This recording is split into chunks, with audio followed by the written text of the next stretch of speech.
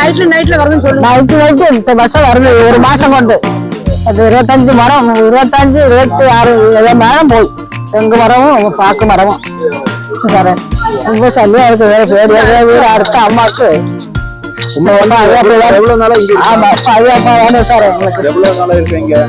எத்தனை வருஷமா இருக்கேன்னு காட்டாப்ல நான் வந்து 52 ஆயிடுச்சு சார். ஃபாரஸ்ட் எல்லாம் வந்து ஒருத்தரும் பார்க்கலாம் சொல்லியிருக்கோம் பராதி கொடுத்து ஒருத்தரும் வந்து கண்டில்ல ஒருத்தரும் வரல. வந்து இங்க வேலி ஒண்ணுமே இல்ல இல்ல வேலி இல்லாத கிருஷி விட்டு இப்ப வேலியும் இல்ல கிருஷി போட முடியல എല്ലാം നശിപ്പിക്കുന്നത്. അച്ഛങ്ങൾ വെള്ളവാസം ചോദിക്കുന്നത് ആന ശല്യം കൊണ്ട് ഭയങ്കര ശല്യമാണ്. ആനയെ കൊണ്ട് ഞങ്ങൾക്ക് പിള്ളേരെ താമസിക്കാൻ പറ്റാണ്ടായി, ഞങ്ങൾക്ക് പണിക്ക് പോകാൻ പറ്റാണ്ടായി. രാത്രി ആനയുടെ ശല്യമാണ്, രാത്രി ഉറക്കം അതിന് പണിക്ക് പോകാൻ കണ്ടീഷനായി. ഞങ്ങള് അത് എപ്പോഴാണ് ആരെ കൊല്ലുമെന്നുള്ള പേടിയിലാണ് ഞങ്ങൾ നിൽക്കുന്നത്. ഇത് എന്തായാലും ഒരു സർക്കാർ ഒരു തീരുമാനം എടുത്തു തരാം ഞങ്ങൾക്ക്. വാർഡ് മെമ്പർ സാനു ധർമ്മരാജാണ്. ഈ പ്രദേശത്ത് ഇപ്പൊ ഒരു പ്രശ്നം എന്ന് പറയുന്നത് വന്യമൃഗ ശല്യമാണ്. അപ്പൊ നമ്മള് സോളാർ ഫെൻസിങ്ങിന് വേണ്ടി പദ്ധതി ആവിഷ്കരിച്ചിട്ടുണ്ടെങ്കിലും അത് ഈ മാസം ടെൻഡർ ചെയ്യാമെന്നാണ് CCF DFA അറിയിച്ചിരിക്കുന്നത്. എന്നാലും നിരന്തരമായി ഇവിടെ ആനശല്യമുണ്ട്. ഇവർ 5 ഏക്കർ വരുന്ന കൃഷിയിടത്തില് വനത്താൽ ചുറ്റപ്പെട്ട പ്രദേശമാണ്. ആന പലപ്പോഴും ഇവിടുത്തെ വീടുകളുടെ പരിസരത്ത് വന്നിരിക്കുന്ന തെങ്ങുകൾ ഇപ്പൊ നിരന്തരമായി കമുകും തെങ്ങും നശിപ്പിച്ചിട്ടുണ്ട്. ഉടനെ തന്നെ ഈ ആനശല്യം ഒഴിവാക്കുന്നതിനും അവരുടെ ജീവന് സംരക്ഷണം നൽകുന്നതിനും വേണ്ടി നമുക്ക് ഈ സോളാർ ഫെൻസിങ്ങിന്റെ നടപടിക്രമങ്ങൾ അതിവേഗത്തിൽ നടപ്പിലാക്കി കൊടുക്കണമെന്നാണ് ഗവൺമെന്റിനോട് അഭ്യർത്ഥിക്കാനുള്ളത്. ഭയങ്കര ആന ശല്യവാ. ഇതിലെ കൂടി വന്ന് ആന രാത്രിക്കത്തേക്ക് ഉറക്കമില്ല, പകൽ ഉറങ്ങി രാത്രിക്ക് ഉണർന്നിരിക്കുക.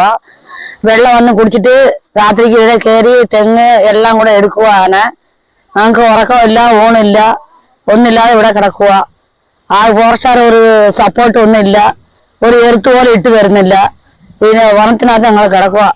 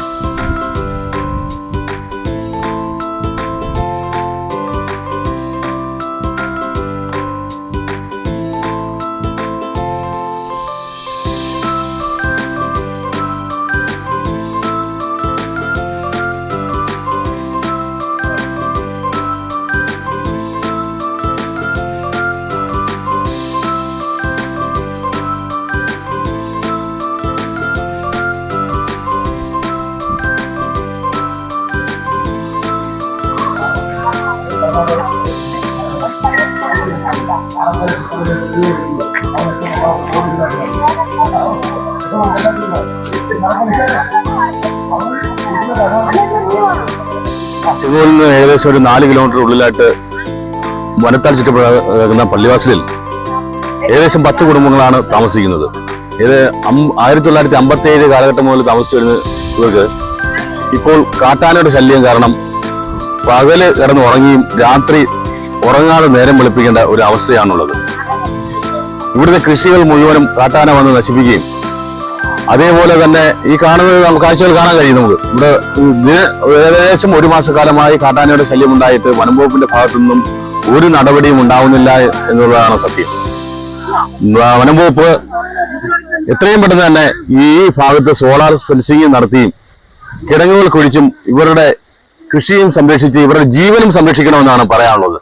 കാരണം കഴിഞ്ഞ ദിവസം നമ്മൾ കണ്ട വയനാട്ടിലേക്ക് അടക്കം കാട്ടാന ഇറങ്ങി ജനങ്ങളെ ചവിട്ടിക്കൊല്ലുന്ന ഒരു അവസ്ഥയുണ്ടായത്. ഇവിടുത്തെ മനുഷ്യന് ഒരു ആപത്തും വരാതിരിക്കുവാൻ വേണ്ടി വനം വകുപ്പിന്റെ പ്രത്യേക ഒരു ശ്രദ്ധ തന്നെ ഈ പ്രദേശത്ത് ഉണ്ടാവണം എന്നതാണ് ഒരു പൊതുപ്രവർത്തന നിലയിൽ എനിക്ക് അഭ്യർത്ഥിക്കുവാനുള്ളത്. ഞങ്ങള് ഇവിടെ വന്നിട്ട് 70 കൊല്ലമായി. എന്നിട്ട് ഇതിനു മുമ്പ് ഇങ്ങനെയൊന്നും ആനയുടെ ശല്യം ഇല്ലായിരുന്നു. ഇപ്പം 10-15 ദിവസം കൊണ്ട് ഇത്രയും എല്ലാം വളർന്ന മരങ്ങളെല്ലാം പിഴുതിട്ട് എല്ലാം വേറെ ഭാഗത്ത് ആന എന്താ പറയാ ഇവിടെ കുട്ടികൾ സ്കൂളിൽ പഠിക്കുന്ന അത് അച്ചൻകോഴി നടന്നു പോണം, നടന്നു വരുന്ന പിള്ളേര് എല്ലാം പോട്ട് രാത്രിക്ക് 10 മണി 11 മണിക്ക് ഇരുപ്പോ ഞങ്ങൾ പോയി വീട്ടിലേക്ക് ഉറങ്ങുന്ന ശേഷമാണ് ദിവസം ആന 2 3 3 തെങ്ങ് വന്ന് എടുക്കും സാറേ ഇങ്ങ എടുക്കുന്നത് പാതുകാപ്പത്തി തരണം സാറേ ഞങ്ങള് സോളാർ പോട്ട് തരണമെന്ന് ഞങ്ങൾ ഒരു 10 വർഷം ചെയ്ത് കൊടുക്കാൻ ഇതുവരെയ്ക്കും ഒരു നടപടിക്ക് എടുക്കില്ല இந்த ஆனை தள்ளி இத்தனை வருஷம் ஆகி இத்தனை நாள் ஆகி சாரமாட்ட சொல்லிட்டு சாரமார் இது வரைக்கும் வந்து என்ன ஆகுன்னு பார்த்துட்டு இல்லை நீங்க வந்து என்ன ஆகுன்னு கேளுங்க சாரே வீட்டு பக்கத்துல தான் வரும் ഞങ്ങൾക്ക് ഭയങ്കര ബുദ്ധിമുട്ടാണ് ഞങ്ങൾക്ക് പേടി പയർ ഉയിർ പാടിച്ചാ കിടക്കുന്നത്